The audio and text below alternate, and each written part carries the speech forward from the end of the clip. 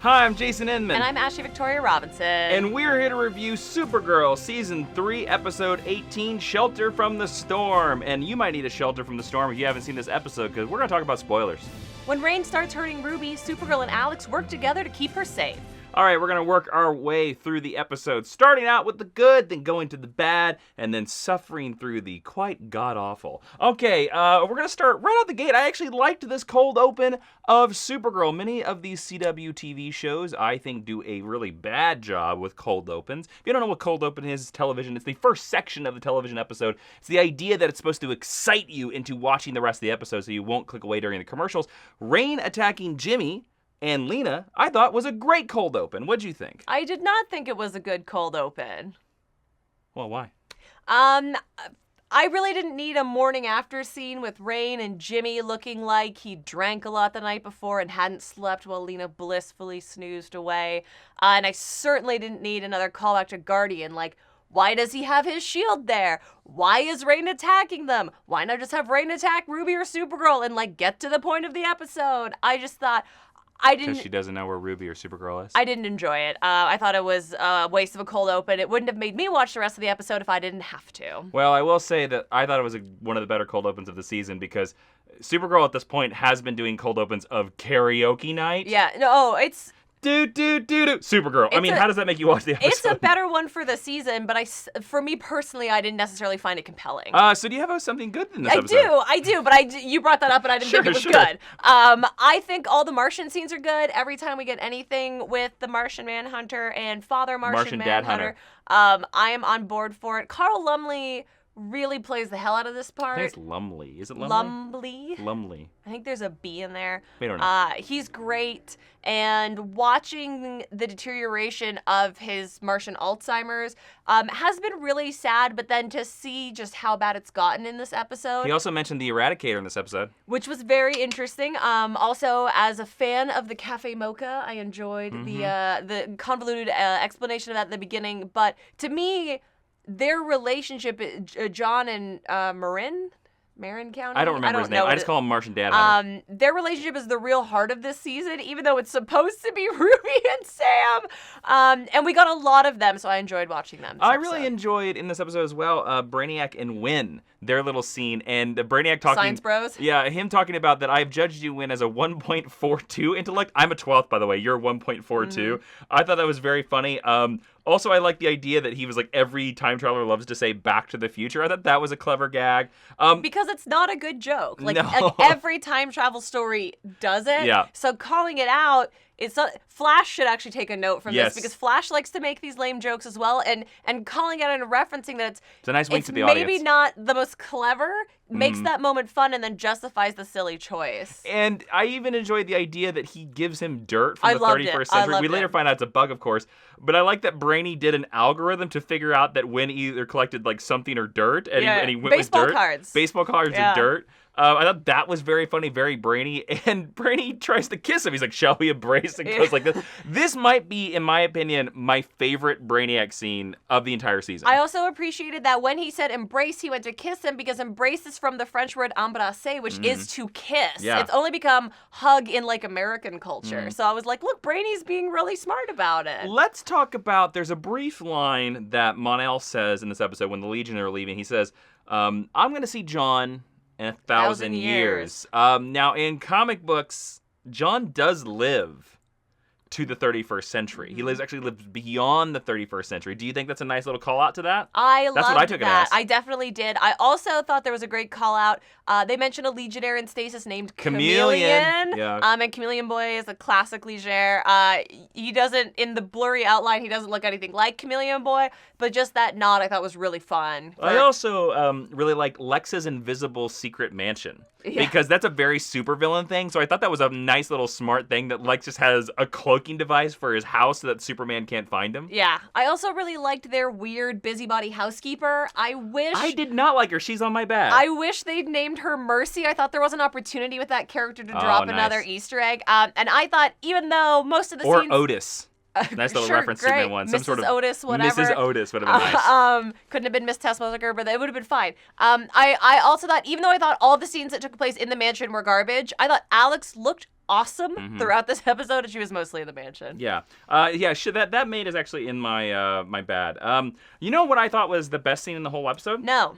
It was John's scene with Supergirl at Rain's mama's house, where he's saying to Supergirl, basically, I wish I could make my father feel useful. And again, you were correct. You nailed it right on the head. The relationship between John and his dad is the main crux of this season. It's what they should have focused on from the very beginning. I realize the character didn't show up since the very beginning, but these scenes are more impactful than anything that they're doing with Ruby, almost to the point that I wish the dad plotline was directly related to Rain somehow. I do too. I wish that... I hate that we have to cut away for it. I'm going to be honest, I truly wish that Rain was not the villain of this season. Agreed. I think it should have been White Martians. At this point, it should have been White Martians. Literally been anything that directly tied to Mars. Because kind of like when we explored the Kryptonian mythology, the Martian mythology is one of the most interesting aspects of the show. And there's so much villainy around it that you could totally have built an entire season there. But I don't think they want to pay to go to space. No, or I think they don't want to pay for all the CGI villains and stuff like that. So... anyways, that Supergirl in the closet, ready to punch Rain, was a good reveal. I thought that was a nice little piece of editing. Supergirl gets a great line of dialogue in this episode where she describes the exact feeling of kryptonite, like it's like nails inside your bloodstream. I thought that was a great piece of writing. And we got to give a mad shout out because they do a Superman the movie reference in this episode where Rain, Jason was very excited. Rain spins down into the bottom of Lex's secret mansion, and she gets shot with machine guns, she gets shot with flamethrowers, and she gets shot with ice in the exact same order and method that Superman does in Superman the movie from 1978. So I was like, that's a really, really nice reference. I also liked that they confirmed that Rain wears eye makeup. When she took off the mask, when her mask fell off, she has the little black raccoon eyes. I wish that we would get that from Oliver over on Arrow. What else did you like in this episode? I really liked Alex during the big fight scene that we had in the museum, which on the whole, I thought was pretty terrible. Yeah, his vault or whatever. I'm really sorry. Melissa Benoist and Chris Wood are not great combatants. She's been okay in certain scenes. I'm going to blame the editing of that fight more. I think that's the main... It's a lot of quick cuts. I think also it's a slow-paced fight. Like last episode. Which could be a number of things. It's probably a safety concern, and I'm not advocating for speeding but if your fight is slow, we can tell that. Yep. And when they cut away to Mon-El's body double, he has a couple of really great acrobatic moves. So shout out to you, Mr. Double Mon-El. You were great. And Alex, because it's Kyler Lee's doing all her own stunts because she's not less is demanded of her. The moment where she shoots Rain with the weird energy net thing, weapon, I thought was truly badass. And I thought it was the only, because of course they did cape tricks again, it was the only moment of the fight where something cool happened. Yeah. I actually will give a shout out to Mon-El because I like the idea of using kryptonite in the Gatling gun to take down Rain, although I don't think that gun would have fired. I agree. So with his weird handmade bullet, he's just like, I'm gonna crush this kryptonite and do. My final positive is this is the episode that we finally set up the Luthor versus Supergirl thing, where the scene in the elevator where Lena's like, I can never trust Supergirl again. She tried to use my personal relationships against her. I like this. They gave a Luthor-type reason, so now Lena's like, Supergirl's evil. Yeah. She's a bitch. Also, can't stand her. It was so funny because they say it, but I was like, how long has it been since Kara and Lena have seen each other? They said it's been a while. Because Lena's been hiding in the lab, testing on Sam. Yeah, and Katie McGraw gives this look where I think she knows. Oh, 100%. And I wish we could get to that scene. I would love to see that play out. All right, so let's move into the bad. Oh, boy. How does Jimmy have his Guardian Shield watch thing in the opening scene? Okay, so let's talk about Sam's mom. Let's not. We've seen this character once in the scene, and the mom's just like, I want to be here when Sam comes, okay? Then Sam comes, and she just, the entire time, it is like a cheesy soap opera, melodramatic writing. The mom's like, rise up, Sam, rise up. You can do better, Sam. Look, you painted on my walls, and I don't like this, but, you know, I was a terrible mother, and I drove you away, but I'm going to fix you now. And I thought this character, again, kind of came off as a weak Ruby. You're telling us every reason why we should be affected by these mom scenes, but the fact of the matter is we don't know this character. we have no reason to care for. And again, it's top of the Sam bad character building of Sam for the entire season. Yeah, if you're related to Sam, you're going to be terrible. It's basically that's the conclusion. And I didn't like the story motivation of her being like, I was a bad mom. I never hugged you, because we've established her like Sam as a single mother. Yeah. And we know that Sam is a bad single mother. And her mom is a bad single mother. And I think it would have been more powerful, especially in a Supergirl show that has quite a feminist bent, if they were both great mothers and she was trying to be a pillar of strength for Sam, instead of truly, like, if she's supposed to be a bad mom, then she makes Moira Queen look like the damn devil. Because they cast the softest, nicest older woman to do this part, and then to come off as a monster. To basically, again, like you said, tell not show. If you were horrible to your child their whole life, you're still going to be horrible when you're an older person. Yeah. That's not a behavior that you grow out of. And the moment where Supergirl does the silent no that is so cliche, there's no effect to it. And when she's crying at Sam, it's truly like, is this over? Like, who cares? Who cares? If you care, please let me know, because I don't believe anyone cared. I also want to call out Ruby, because Ruby's terrible in every episode, but Ruby proves herself as the dumbest kid in fiction. She lives in a city where super-powered monsters exist. We have had scenes in this season where Ruby has been like, oh, that Rain lady's scary, Mom. She's really scary. Alex tells Ruby, oh, Rain's out there. It's very dangerous. We got to stay quiet. You can't call your mom. Your mom's safe. And what does Ruby do? Boop, boop, boop. Hi, Mom. And she even goes outside, and I was like, dear God, I hope you die. I've never wanted a character to die so fast on the show.